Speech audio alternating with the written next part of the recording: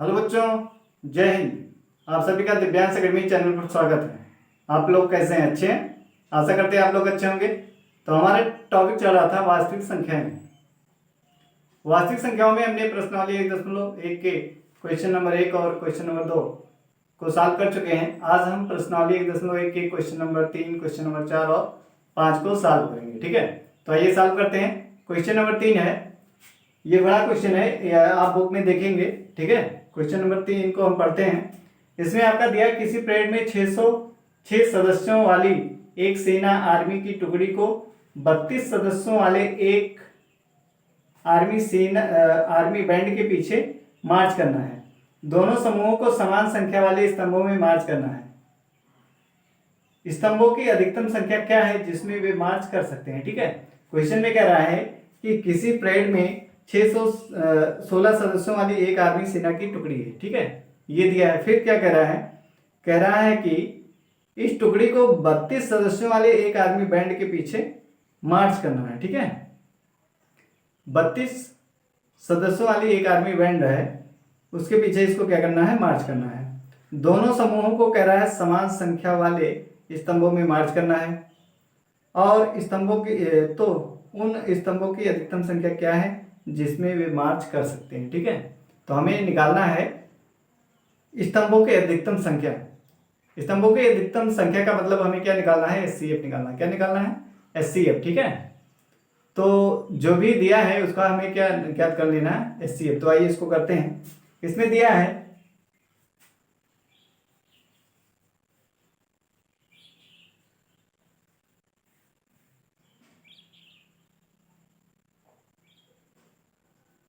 Army सेना वाली सदस्यों की संख्या, आर्मी सेना के सदस्यों की संख्या कितनी है? 616 है। ठीक है,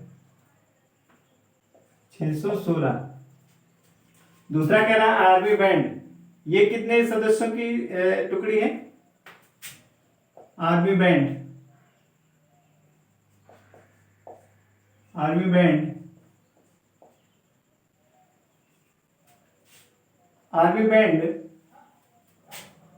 में सदस्यों की संख्या, आर्मी बैंड में सदस्यों की संख्या। ठीक है, इसमें कितनी संख्या है? इसमें है आपका 32। कितनी संख्या है? 32। आर्मी बैंड वाली सदस्यों की जो एक टुकड़ी है उसमें कितने सदस्य हैं? 32। और जो आर्मी सेना वाली जो टुकड़ी है उसमें सदस्यों की संख्या कितनी है? 616। और आर्मी बैंड में वाली जो टुकड़ी है इसमें सदस्यों की संख्या कितनी है? 32। ठीक है, तो इसमें कह रहा है अधिकतम स्तंभ की संख्या। क्या पूछ रहा है? अधिकतम स्तंभों की संख्या। तो अधिकतम इसलिए अधिकतम स्तंभों, और इसमें लिखा है, कह रहा है कि दोनों समूह को समान संख्या वाले स्तंभों में मार्च करना है। दोनों समूहों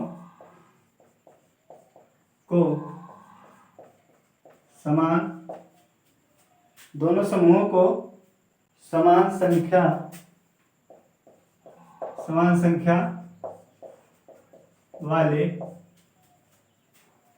संख्या वाले स्तंभों में मार्च करना है। समान संख्या वाले स्तंभों में मार्च करना है। दोनों समूहों को समान संख्या वाले स्तंभों में मार्च करना है, इसलिए स्तंभों की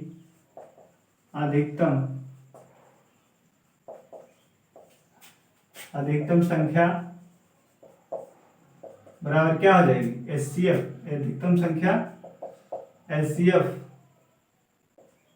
अधिकतम संख्या बराबर एचसीएफ HCF ऑफ 616 कामा 32, ठीक है। ये आपको ज्ञात करना है। अधिकतम स्तंभों की अधिकतम संख्या HCF ऑफ 616 कामा 32, तो इसको निकाल लीजिए। इसके लिए हमने क्या बताया है, यूक्लिड विभाजन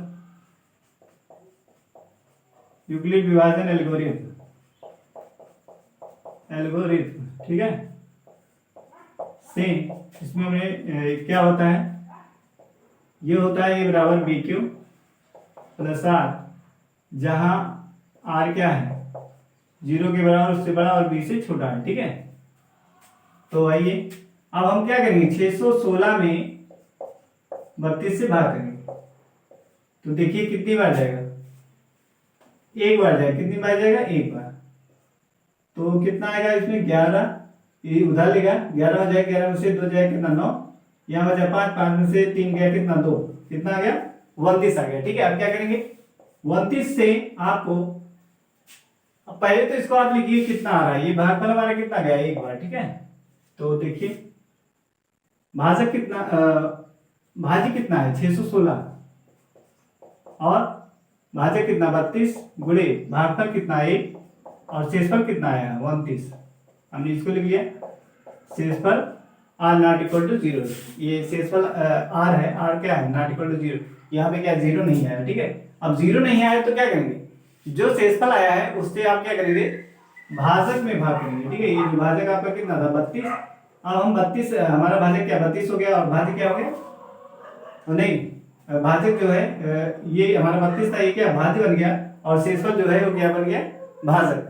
अब शेषफल से भाग करिए, कितनी बार जाएगा 29 के 29 आएगा कितना 3, इसको भी लिख लीजिए कितना आएगा,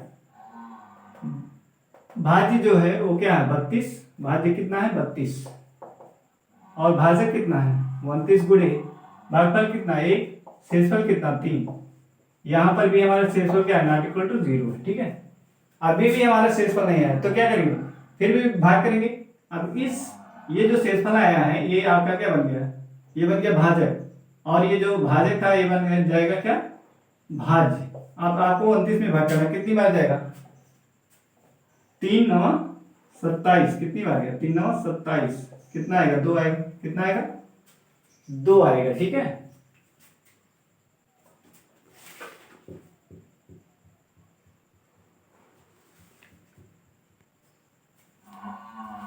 यहाँ पे आप ध्यान देंगे, इसमें हमने क्या सिर्फ 61 में किया, ये बाकी रह गया था, इसमें भाग नहीं किया गया, ठीक है। इसमें भी भाग करेंगे।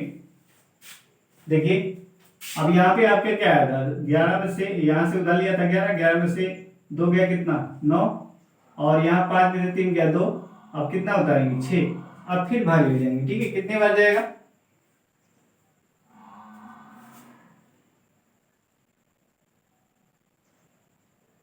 9 दूना 18, 9 तेईस 27 से 28, क्यों 9 बार जाएगा, कितनी बार जाएगा 9 बार, तो ले जाइए 9 दूना 18 के 8 और फिर 9 तेईस 27, 27 से 28 घटाएंगे।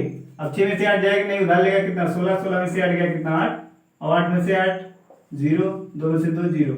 अब 8 से भाग करेंगे किसमें, पहले तो इसको लिख लीजिए, इसको हमने लिखा है 32, भाजक कितना था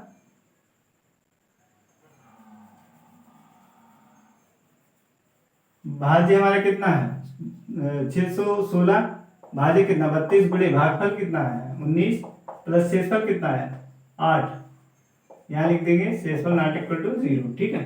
अब 8 से भाग करेंगे हम किसमें, 8 से भाग करेंगे 32 में, ठीक है। अब ये जो शेषफल हमारा ये क्या बन गया, ये बन गया भाजक और जो भाजक था वो क्या बन गया भाज्य। कितनी बार जाएगा 8 चौक 32, क्या आ गया 0 आ गया, ठीक है। तो इसको लिख देंगे 32 भाज्य है और भाजक कितना है 8, भागफल 4 और शेषफल कितना है 0, शेषफल कितना आ गया 0, तो यहाँ लिख देंगे शेषफल r इक्वल टू क्या हो गया 0 हो गया, ठीक है। अब जब हमारा शेषफल 0 हो गया तो अंतिम भाजक हमारा कौन है 8, अंतिम भाजक कौन है 8 है, क्योंकि उसी से भाग करने पर ही शेषफल क्या है 0, तो यही अंतिम भाजक हमारा क्या होता है दी गई संख्या का HCF होता है, ठीक है। तो हम लिख सकते हैं, इसलिए HCF ऑफ 32 और 8 का HCF कितना आया, 8 आया है। ठीक, तो अतः हम क्या, जो हमारी संख्या थी उसका भी यही HCF होगा। ठीक है, क्योंकि हम मैंने इंट्रोडक्शन वीडियो जब यूक्लिड्स विभाजन परिमेयिका इसको बता रहे थे तो वहां पे हमने बताया था कि अंतिम भाजक जो होता है वो HCF होता है, वो साथ साथ उसमें जितने भी भाज्य और भाजक, ठीक है, जितने भी भाज्य और भाजक प्रक्रिया में आते हैं, जितने स्टेप आते हैं, सबका सभी का क्या होता है, HCF होता है। ठीक है, तो HCF आपका 8 है, इसलिए लिख सकते हैं अतः स्तंभों की अधिकतम संख्या, स्तंभों की अधिकतम संख्या बराबर, अधिकतम संख्या बराबर क्या हो जाएगा, HCF ऑफ कितना, 616 कामा 32। ठीक है, इसका कितना आएगा, 8। ये हमारा क्या हो गया, आंसर हो गया। ठीक है, तो अब हम क्वेश्चन नंबर 4 को सॉल्व करते हैं।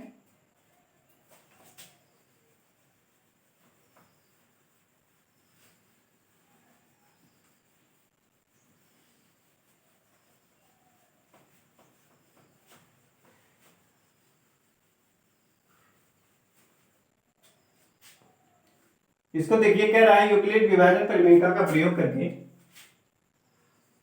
यूक्लिड विभाजन परिमेयिका का प्रयोग करके, विभाजन परिमेयिका का प्रयोग करके दर्शाइए कि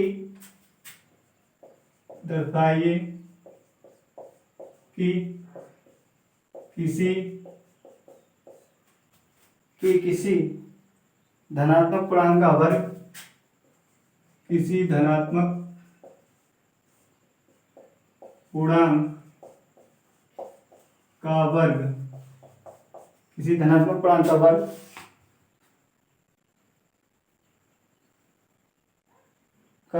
किसी पूर्णांक का वर्ग किसी पूर्णांक यम के लिए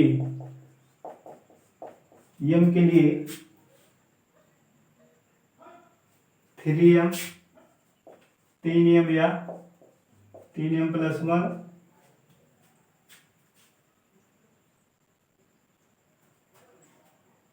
के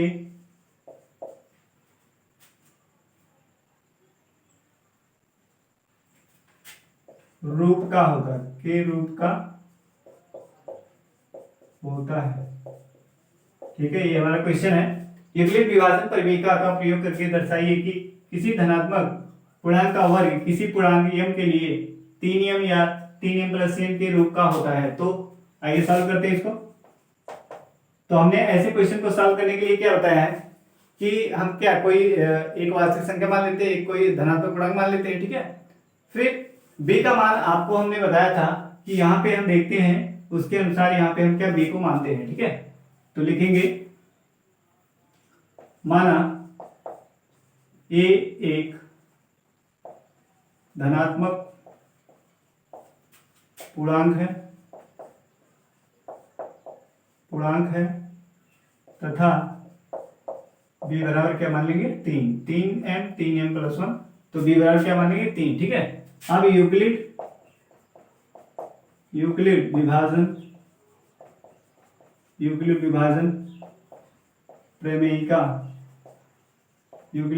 प्रमेयिका से, ठीक है, क्या इसकी डिफिनेशन क्या है, a बराबर bq + r, जहां r जो है 0 से बड़ा या उसके बराबर और b से क्या होता है, छोटा होता है। तो इसके अनुसार हम क्या लिख सकते हैं, इसलिए a बराबर क्या हो जाएगा, 3q + r, और यहां लिख सकते हैं r <3। ठीक है, ये हो गया।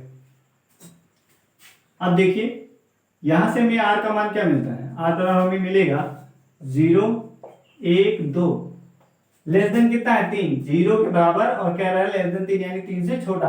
आर का मान क्या है 0, 3 से छोटा लेना है और 0 के बराबर, ठीक है 0 के बराबर यानी 0 हो गया। फिर 1 2, ये 3 मान हमें आर का यहां से मिल गया, ठीक है। आगे चलते हैं, अब लिखेंगे आर बराबर 0 लेने पर, आर बराबर 0 लेने पर, ठीक है। तो इस वाले में रखें या इसको नंबर क्या कह देंगे 1, 1 में लिखेंगे, 1 में आर बराबर 0 रखने पर, 1 से, ठीक है 1 से हमारा क्या हो जाएगा ए बराबर, 1 में रखिए ए बराबर 3 क्यों, और आर के स्थान पे क्या 0 रखेंगे तो हमें मिलेगा क्या ए बराबर 3 क्यों, क्या मिल जाएगा ए बराबर 3 क्यों मिल जाएगा। तो ए बराबर 3 क्यों मिल गया। अब ये देखिए कैसा पूर्णांक है, क्यों हमारा क्या है, क्यों जो है हमारा एक पूर्णांक है, क्यों क्या है एक पूर्णांक है, ठीक है। तो लिख देंगे यहां क्यों का मान कोई लीजिए, क्यों का मान आप कुछ भी ले सकते हैं, 1 रखेंगे तो क्या आएगा 3 आएगा, क्या आएगा 3 आएगा। तो ये जो है हमारा लिख देंगे कि जो क्या है एक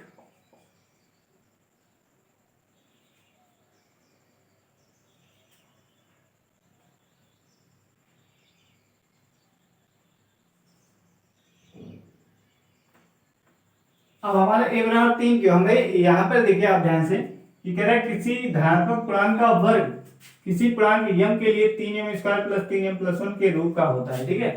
तो यहां से हमने 1 से क्या किया, यहाँ पे हमने r का मान 0 रखा तो हमारा ए बराबर क्या आ गया 3 क्यों आ गया, ठीक है। अब ये जो आया आपका इसको क्या करिए वर्ग करिए, क्योंकि आपका कह रहा है किसी धनात्मक पूर्णांक का वर्ग, तो वर्ग के लिए हमें निकालना है, तो दोनों पक्षों का क्या करिए वर्ग कर दीजिए, तो कितना हो जाएगा ये ए स्क्वायर बराबर हो जाएगा 3 त्रिका 9 और क्यू स्क्वायर क्या आ जाएगा 3 त्रिका 9 क्यू स्क्वायर, ठीक है। अब इसको आप बराबर लिख सकते हैं, क्या लिख सकते हैं इसको ए स्क्वायर बराबर लिख सकते हैं 3 और ब्रैकेट में 3 क्यू स्क्वायर, क्या लिख सकते हैं 3 क्यू स्क्वायर, ठीक है। ये अब इसको आप क्या मान लीजिए यम, ठीक क्या मान लीजिए यम, इसको लिख दीजिए ए स्क्वायर बराबर 3 यम, ठीक, जहां यम बराबर क्या है 3 क्यू स्क्वायर है, ठीक है, जहां यम बराबर क्या है 3 क्यू स्क्वायर है। तो ये हो गया। और अब दूसरा आर बराबर 1 लेने पर, आर बराबर 1 लेने पर, ठीक है। तो 1 से हमारा क्या हो जाएगा, 1 से इसमें रखिए आर का मान, 1 से हमारा आ जाएगा ए बराबर 3 क्यू प्लस 1, क्या मिल जाएगा 3 क्यू प्लस 1 मिल जाएगा, ठीक है। अब यहाँ पे आप देख रहे हैं, अब इसका क्या करिए दोनों पक्षों का वर्ग कीजिए, तो ए स्क्वायर हो जाएगा और ये हो जाएगा 3 क्यू प्लस 1 का स्क्वायर, ये हो गया। अब ये कितना आ जाएगा, इसको लिख सकते हैं 3 त्रिका 9 क्यू स्क्वायर। अब ए प्लस बी का होल स्क्वायर वाला फार्मूला लगा दीजिए, ए प्लस बी का होल स्क्वायर, ठीक है। क्या होता है ए प्लस बी का होल स्क्वायर बराबर क्या होता है A square plus B square plus 2 A B, यही तो होता है। तो ये वाला फार्मूला यहाँ आपको लगाना है, तो लगाइए ए का square plus B square plus 2 गुणे ए इंटू बी, ठीक। तो ये कितना आ जाएगा, ये आपका आ जाएगा 3 Q square plus 2 3 6 Q plus 1, ठीक है, ये आ गया आपका। अब इसको क्या लिख सकते हैं आप, यहां से 3 को हम बाहर निकाल लीजिए, 3 को बाहर निकालेंगे इन दोनों में, इसको देखिए ध्यान से इसको, ठीक है, इसको देखिए यहां से 3, देखिए यहां से 3 कॉमन होगा, यहां से 3 दूनी 6 ना, 3 यहां से और क्यू को भी कॉमन करिए, क्यू को रहने दीजिए, सिर्फ किसको कॉमन करिए 3 को, 3 यहां से निकालिए यहां से निकालिए, तो कितना हो जाएगा Q square plus Q square plus 2q और बाहर +1। ठीक, इसी दोनों पद से कॉमन हुआ है, ये +1 अलग रहेगा। ठीक है, तो यहां से हमने कॉमन करके लिख दिया। अब इसको हम क्या लिख सकते हैं, इसको लिख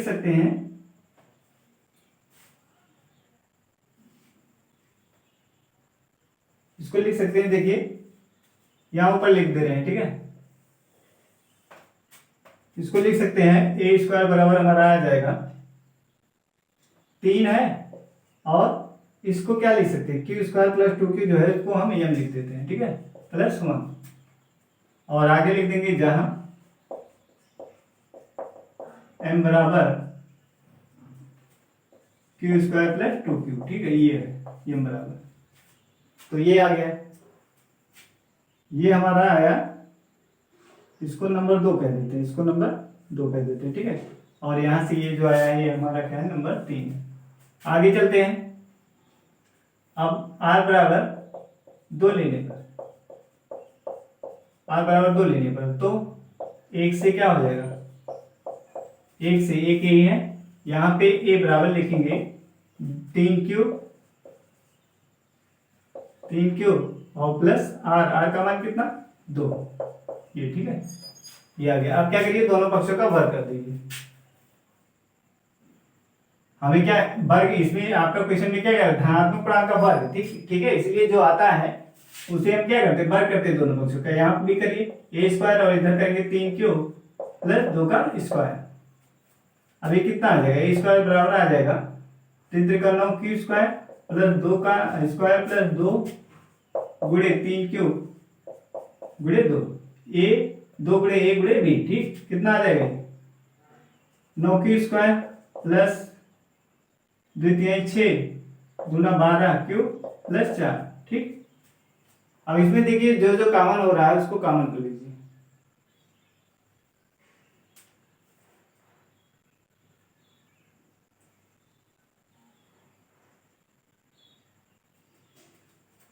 तो इसको आप लिख सकते हैं,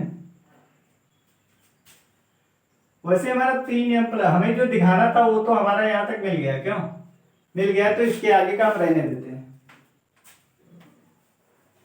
इसके आगे का रहने देते हैं। ठीक है,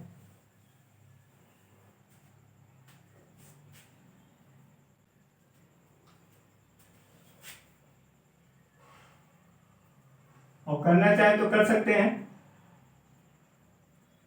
आप करना चाहे तो इसको भी कर सकते हैं। ठीक है,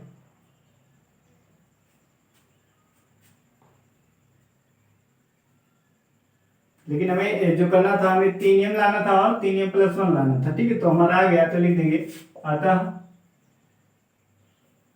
लिखेंगे 2 और 3 से, 2 और 3 से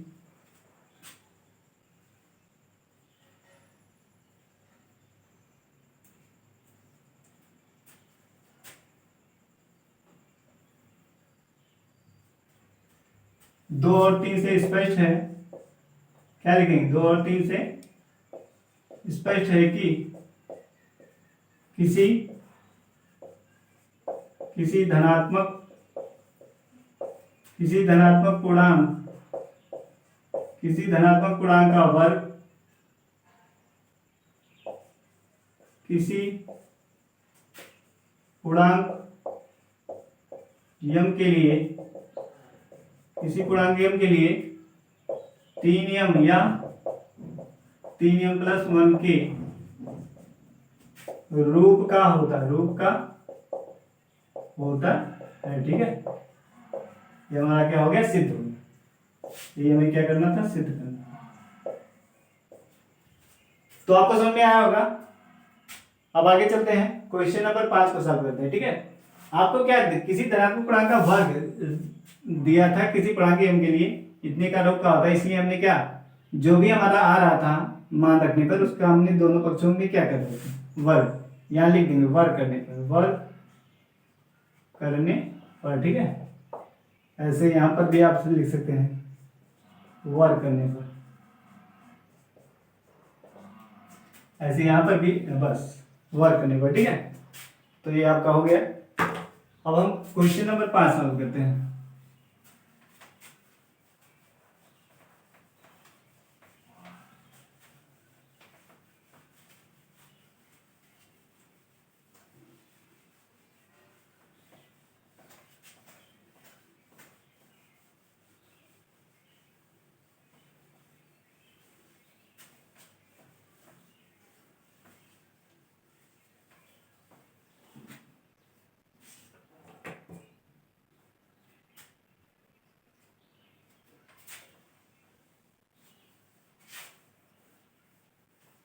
देखिए क्वेश्चन नंबर 5 है आपका। यूक्लिड विभाजन प्रमेय का प्रयोग करके यूक्लिड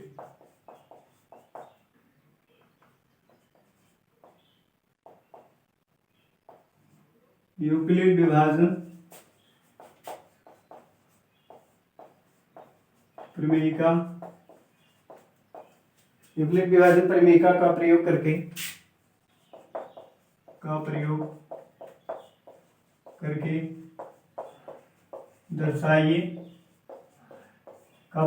दर्शाइए कि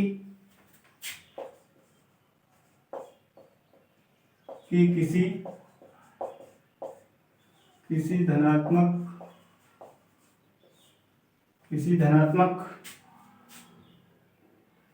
पूर्णांक का घन किसी धनात्मक पूर्णांक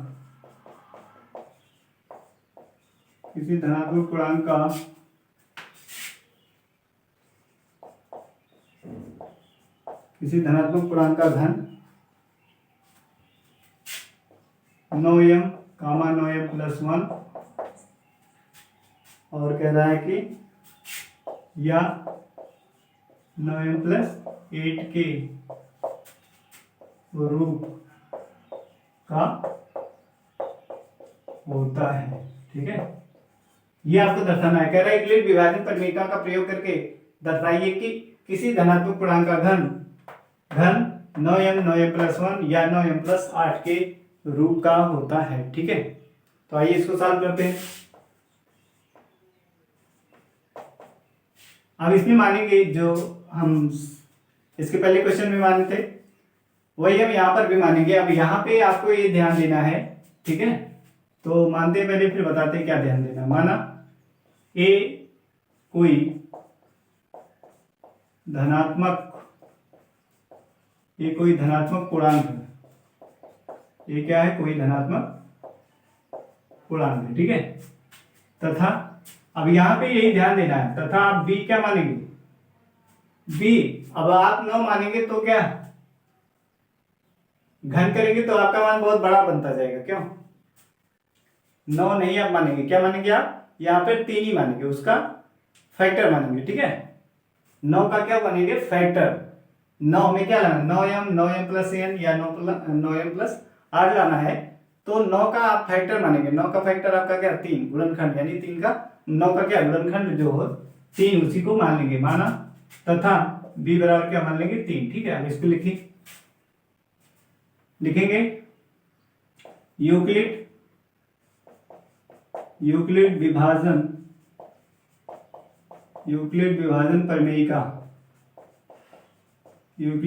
प्रमेयिका से क्या लिख सकते हैं? a बराबर BQ प्लस R, जहां R का मान क्या होता है? 0 से बड़ा या उसके बराबर या उस B से छोटा होता है। ठीक है, ये है यूक्लिड विभाजन प्रमेयिका का परिभाषा। अब यहां इसके अनुसार आप लिखिए a बराबर लिख सकते हैं b के स्थान पे क्या लिख सकते हैं? 3Q plus R। यहां लिख सकते हैं आप R B कितना है? 3 है। ठीक है, अब यहां से आपको क्लियर है कि R का मान आपको कितना लेना है। क्या क्या लेना है? R यहां से आपको मिलेगा 0 1 2। 3 से छोटा मान हमें लेना है। क्या? ठीक है, 3 से हमें छोटा मान लेना है। तो आइए देखते हैं इसको। अब ये है जो इसको हम क्या कह देते हैं? नंबर 1 कह देते। ठीक है, इसको तो यहां से देखिए R बराबर 0 लेने पर तो R 0 लेंगे तो 1 से क्या हो जाएगा? 1 से हमारा हो जाएगा a बराबर 3Q और R के स्थान में 0 रखेंगे तो a बराबर क्या आ जाएगा? 3Q आ जाएगा। क्या आ जाएगा? Q आ जाएगा। ठीक है, अब वहां इसके पहले वाले क्वेश्चन में क्या था? वर्ग, और यहाँ पे आपका क्या है? घन। घन का मतलब क्या होता है? इसकी घात 3 हो। घन क्या होता है? जैसे 5 की घात 3, ये क्या है? 5 का घन है। ठीक है, 7 की घात 3 क्या? 7 का घन है। तो ऐसे क्या करा? ये घन पूर्णांक का घन 9m 9m+n या 9m+8 के रूप का होता है। तो अब इसके दोनों पक्षों का क्या करेंगे? घन। वहां पे क्या करते थे? वर्ग, यहाँ पे क्या करेंगे? घन करेंगे। तो a की घात 3 और 3 क्यू की घात 3 लिख देंगे घन करने पर। ठीक है, तो देखिए ए क्यू बराबर क्या आ जाएगा आपका, ये आ जाएगा। अब 3 की घात, ये है आपका 3 क्यू की घात 3, तो ये क्या होगा 3 की घात 3 गुणे क्यू की घात 3। तो यहां से आपका 3 त्रिक 9 त्रिक 27 और ये क्यू की घात 3। ठीक है, यहाँ क्या आ जाएगा, ये आ जाएगा 27 क्यू की घात 3 आ जाएगा। ठीक है, 27 क्यू की घात 3। अब इसको आप क्या लिख सकते हैं, इसको आप लिख सकते हैं बराबर 9, हमें क्या लाना, 9 लाना ना, 9m। तो 9 गुणे इसको बना दीजिए क्या, 9 गुणे 3 क्यू की घात 3। ठीक है, 27 क्यू की घात 3 को क्या लिख सकते हैं, 9 गुणे 3 क्यू की घात 3, 9 त्रिक 27, यही लिखा, जो ऊपर लिखा है वही चीज ये भी है। इसको आप बराबर लिख सकते हैं। अब क्या लिख सकते हैं, 9m और लिख देंगे जहां m बराबर 3 क्यू की घात 3। ठीक, ये क्यू की घात 3 और क्यू बिलोंग्स टू जेड, या पूर्णांक संख्या। तो ये आ गया। अब क्या करेंगे, r बराबर दूसरा, r बराबर 1, r बराबर 0 ले लिया, अब नंबर आता है 1 का, r बराबर 0 1 लेने पर। तो देखिए 1 से क्या हो जाएगा, 1 नंबर ए है आपका, ए बराबर आप लिख सकते हैं 3 क्यू और प्लस 1, आर के स्थान पे क्या लिख देंगे, यहाँ आर के स्थान पे 1 लिख देंगे। अब फिर क्या करेंगे, दोनों पक्षों का घन, ए क्यू बराबर 3 क्यू प्लस 1 की घात 3, इसको लिख देंगे घन करने पर। क्या लिख देंगे, घन करने पर।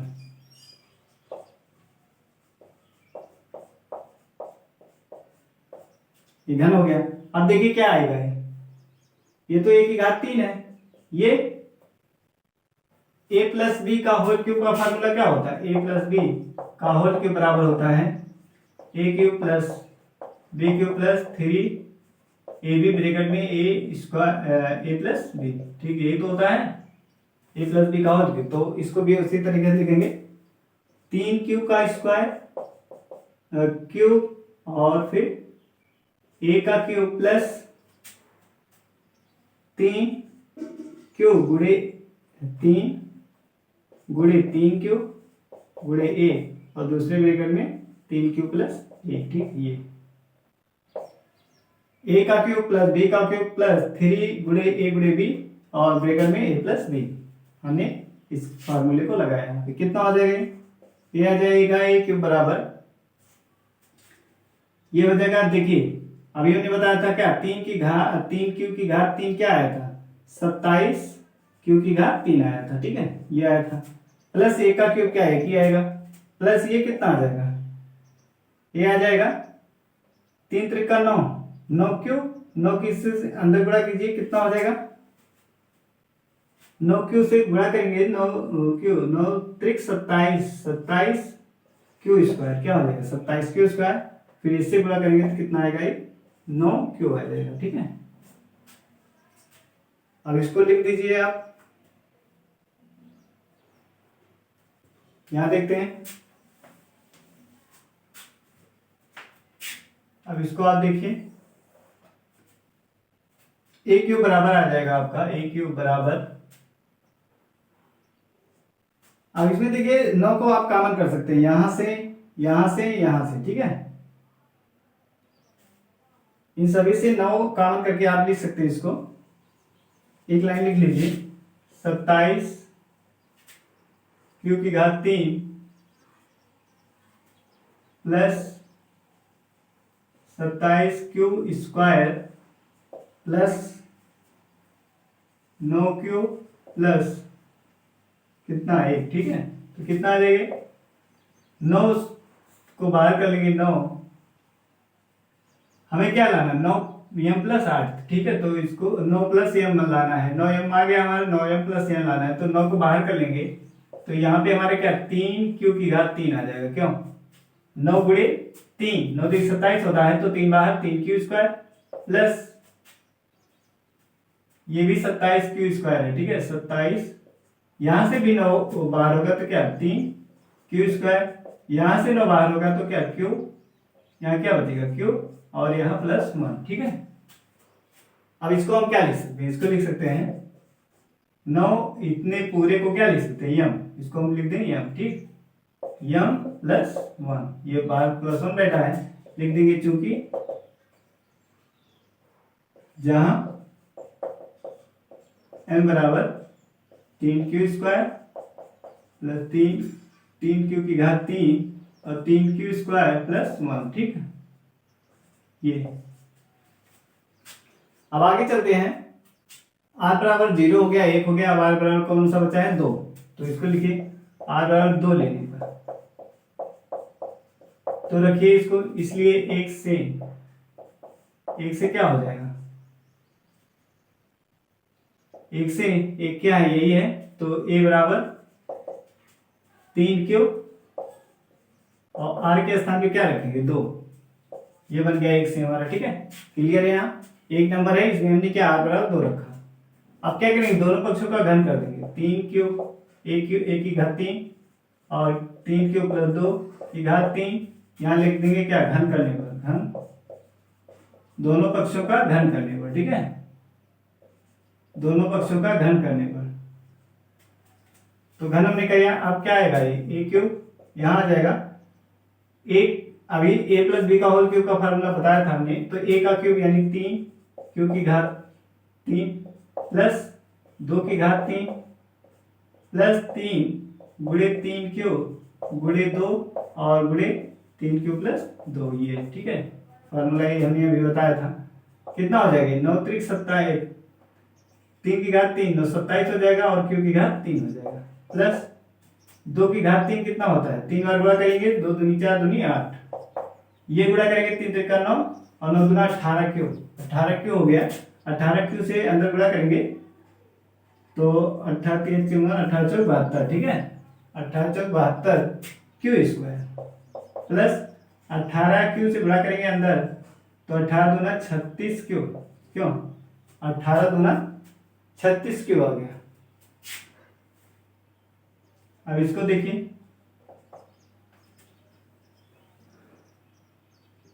अब इसमें से जहां जहां क्यू है, यहाँ पे देखिए 27 क्यू की घात 3, इसको यहाँ कर लीजिए Q square plus 36 Q plus 8, ठीक है। अब इसको क्या करेंगे, एक ब्रैकेट में इसको कर सकते हैं, यहां से आप कॉमन करिए, यहां से आपका कॉमन होगा कितना 9, तो 9 गुणे 3 9 × 27, तो क्या आएगा 3 क्यू की घात 3 आ जाएगा, और 9 8 क्या होता है 72, तो यहां से 9 निकला है तो क्या 8 क्यू स्क्वायर प्लस ये आपका है 36 क्यू, कितना है ये 36 क्यू है, ठीक है 36 क्यू, तो 36 है तो 9 चौक क्या होता है 36, यानी यहाँ क्या आ जाएगा 4 क्यू आ जाएगा, ठीक है, और प्लस बाहर 8 है, तो इतने को हम क्या लिख सकते हैं, इतने को आप लिख सकते हैं 9m, क्या लिख सकते हैं और नियम लिख सकते हैं इसको, तो लिख देंगे 9m प्लस यहाँ पे 8 है और लिख देंगे जहां m बराबर क्या है 3 क्यू की घात 3 plus 8 Q square plus 4 Q, ठीक है, ये है आपका यहाँ। तो इस वाले को हम नंबर 1 लिख देते हैं, ये जो आया है, और यहाँ आपका जो आया है इसको हम नंबर 2 कह देते हैं,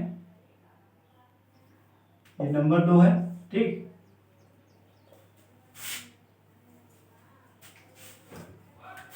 ये आपका नंबर 1 है, ये वाला आपका नंबर 2 है और ये वाला आपका 3 है, ठीक है। तो 1 2 और 3,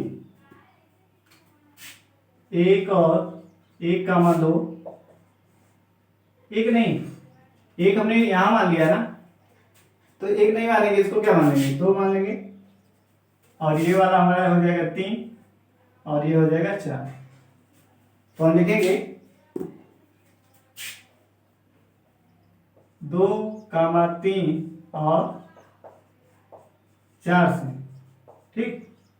इससे क्या कर सकते हैं, से स्पष्ट है कि किसी किसी धनात्मक पूर्णांक का घन 9m, 9m plus 1, 9m, 9m plus 1 या 9m प्लस 8 के रूप का होता है। ठीक है, ये आपको समझ में आया होगा। क्यों? इतनी बातें आपको समझ में आई होगी। हमने क्या किया, यूक्लिड विभाजन प्रमेय का प्रयोग करके दर्शाया कि किसी धनात्मक पूर्णांक का घन 9m, 9m प्लस n या 9m प्लस 8 के रूप का होता है। ठीक है, तो हमने क्या माना एक कोई धनात्मक पूर्णांक है तथा b बराबर, हमने यहाँ पे क्या किया, 9 का फैक्टर यानी 9 का गुणनखंड, हमने उसको क्या माना b। ठीक, फिर यूक्लिड विभाजन प्रमेय से हमने ये यूक्लिड विभाजन प्रमेय की क्या है, डिफिनेशन है, यहाँ से हमने क्या b के अनुसार इसको लिखा। यहाँ से हमें पता चला r हमें क्या क्या लेना है, 0 बराबर 1, r बराबर 0, 1, 2। ठीक, यानी 3 से छोटा लेना है। तो यहाँ पे r का मान रख के देखा, फिर 1 का मान रख के देखा, यहाँ से 1 नंबर आया, यहाँ से 2, 3 ये आया और ये 4, फिर 2, 3, 4 से हमने कहा कि स्पष्ट है कि क्या किसी धनात्मक पूर्णांक का घन 9m प्लस n या 9m प्लस 8 के रूप का होता है। ठीक है, तो आपको इतनी बातें क्लियर हुई होगी। यदि आपको वीडियो पसंद आता है तो लाइक कीजिए। ठीक है, और अपने मित्रों को शेयर कीजिए, कमेंट भी करिए कि आपको वीडियो पसंद आता है कि नहीं। ठीक है, जिससे हमें पता चले कि आपको वीडियो पसंद आ रहा है कि नहीं आ रहा है, कि उसमें और सुधार करने की ज़रूरत है। ठीक, तो आप कमेंट करिए ज़रूर। तो बस आज के लिए इतना ही। जय हिंद।